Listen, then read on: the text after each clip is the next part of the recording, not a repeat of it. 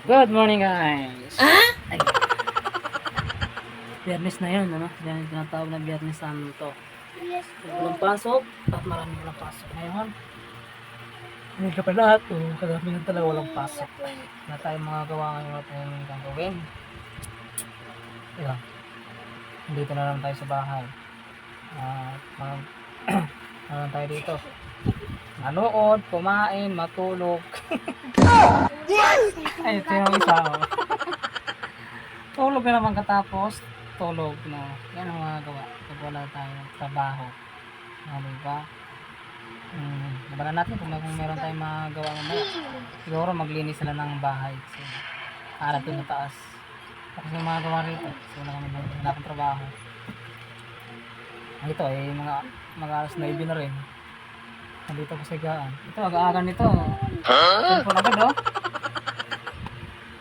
At, namisa naman, aga-aga nito oh. Maganda daw siya oh. Maganda ka, babe? Maganda daw. Maganda daw siya. maganda tayo araw natin bukas. Ay! Birthday niya kasi guys, bukas. Naharin kasi pera. Ubus ng pera! Pero, konting inuman lang, ganyan. Minsan talaga lang. Merong pasyon, saka na walang pera, ano. Pero okay lang yun. Kasi ang ating katawan ay malayo na sa sakit.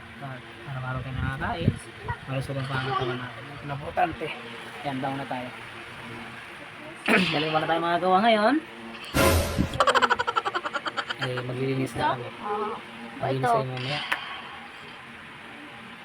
Tulugugin natin yung ating kung baka mayroong mga kayamanan dito.